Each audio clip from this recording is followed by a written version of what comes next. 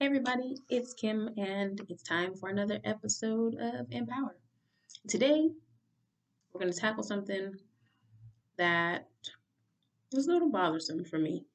Um, we're going to talk about the culture of secrecy, and there's a couple different ways to approach it, but the way that I want to talk about it right now, at least at the beginning of this, is um, the mentality where I can't share how I got my success or how I made it through a situation, um, you're gonna have to do it yourself. It's crazy to me how, you know, there are different names that people give certain times um, in history, like information age and all of this kind of thing. It's amazing to me how we can be in a time where sharing it seems to be so prevalent. You can find information on just about anything if you Google it. Um, Broad topics, specific specialties. You can find the information, but in certain circles, it's like, yeah, I made it out of this. I'll give you, the mountaintop experience, but I'll gloss over everything else.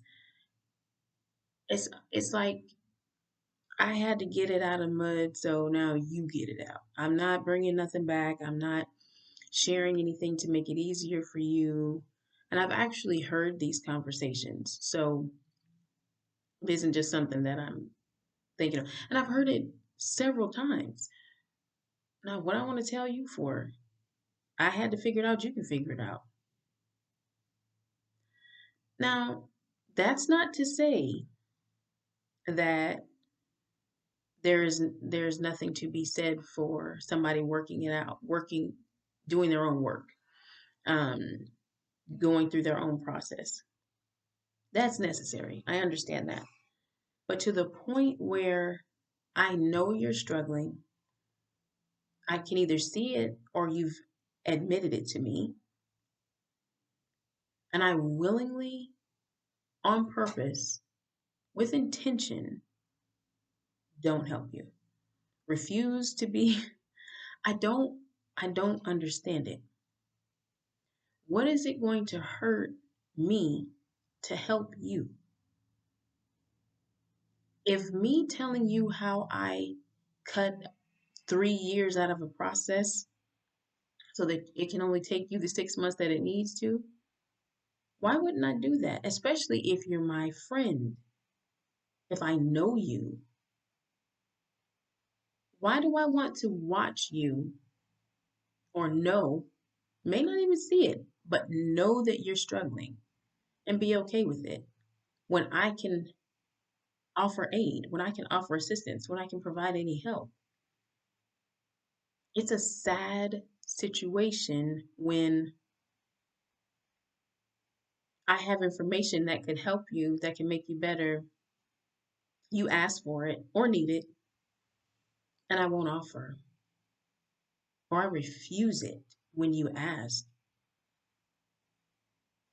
all because when nobody there to help me, then I didn't have nobody to ask, then nobody uh, give me da da da da. I had to,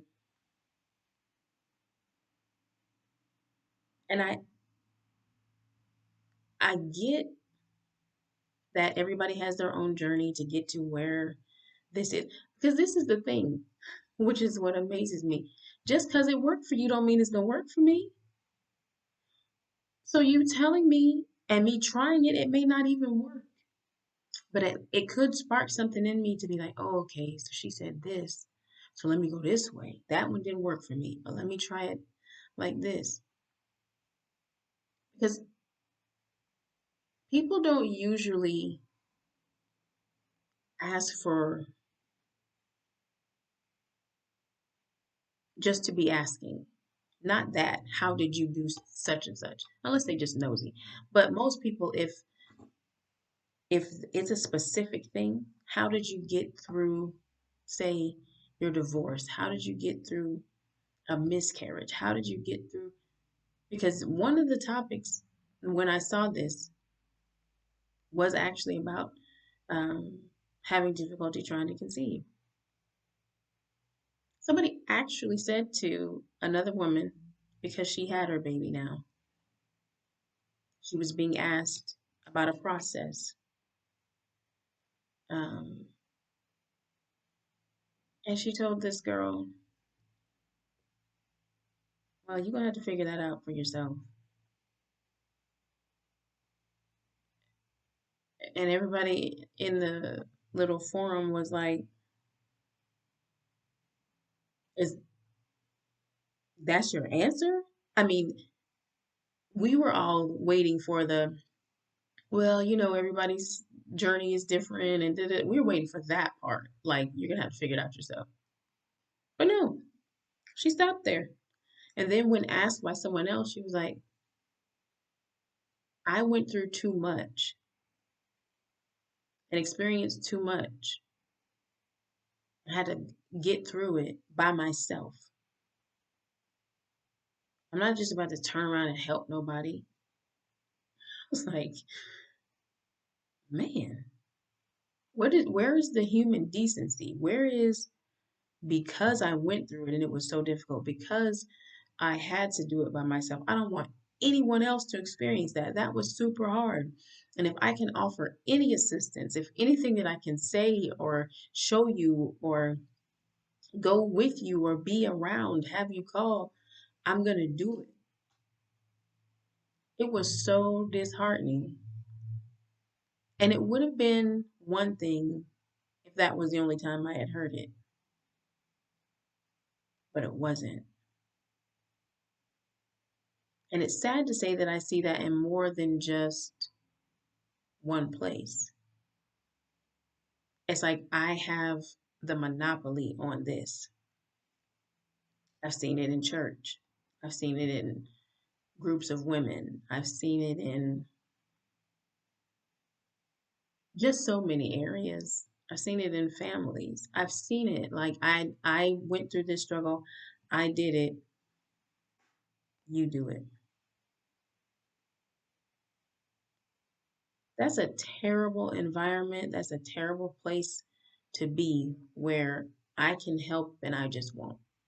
Again, I'm not talking about giving someone something. I'm not talking about giving a person a fish when you should teach them how. That's not what I'm talking about. But refusing to offer aid and assistance, man, that's cold. And another side, because it's not the flip side, there's several different sides, but these are the only two I'm going to talk about, is holding on to a terrible experience that then creates shame. And I'm not saying that you just go around broadcasting your business. You find someone to that's trustworthy to speak to, a therapist, a pastor, a counselor, a sister, whatever. But holding on to something until you're unable to function, something bad that has happened to you, um, mistreatment, whatever, and you hold on to it, or a mental health struggle that you're going through now, depression, anxiety, holding it. That thing is dangerous to be, to isolate yourself, to pull yourself back because you're uncertain of how it may look, how someone may perceive it.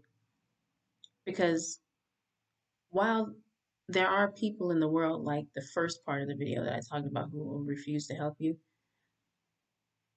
it's the percentage of those people is kind of low.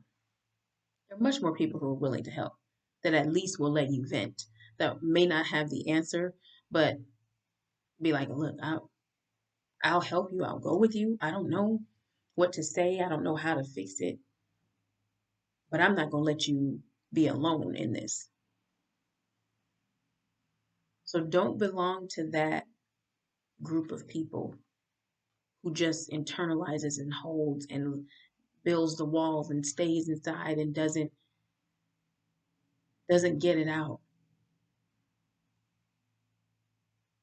That it's cancerous to you when you hold on to something that is devastating and it's horrible and it's hard and you just keep it in and you feed on it and it's there and you try, some people are really good at smiling over it and presenting a certain way, but this isn't about other people, how their perception. This is about your health, you as a person, you as an individual who is worth being whole, worth being healed, worth being seen. Don't just don't stay silent, because it kind of ties into the opposite of what we were talking about before. Because what you're going through, 9 times out of 10, somebody else has been through, or may be going through at the moment, or will go through. And human experience is something that is, while everyone's is unique, it's not usually an isolated event. It can be devastating to have a miscarriage. It can be devastating to go through a divorce. It can be devastating for all of those things to happen. But then to not have anywhere as an outlet for that to go, those emotions, there's a reason why there are support groups and why they're called support groups. Because there are people who have experienced the same thing and can offer support. And if there isn't one for your specific thing, start one.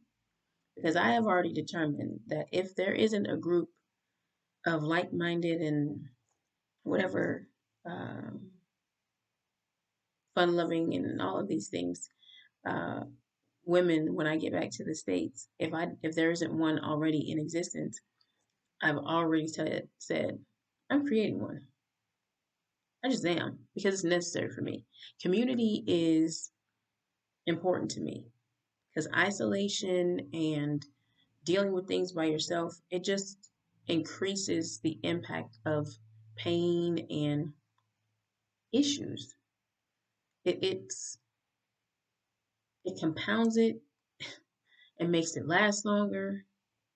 It's devastating. It's harmful. And I just believe that we're on this earth living a shared experience. Share the experience. We all human. There's something that all of us are dealing with at some now, prior, or coming. There's going to be a time when all of us need somebody. So reach out. When somebody reaches out, do you reach back? Offer assistance. Ask for assistance. Don't live in secret. Share, because somebody needs it. And importantly, you often feel so much better once you let out whatever you've been struggling with, once you deal with it, once you at least vent, let it up and let it out. It's helpful. So be that person who offers, be that person who gets it out. Be both. Don't belong to a culture of society, a culture of society that is mute, silent, and staying there. Open your mouth and say something. That's my take on it. Um, and in doing so, you can always feel free to reach out for Empower. This is what my purpose is. Um, so you can DM me on Facebook or on Instagram, Empower540, MPOWHER540. YouTube, search Empower. You're on Facebook, search Empower. And if you know somebody who needs encouragement to do or say or be the person who breaks some silence, share the video, have a conversation with them, help them out. And I'll see y'all next time. Thanks.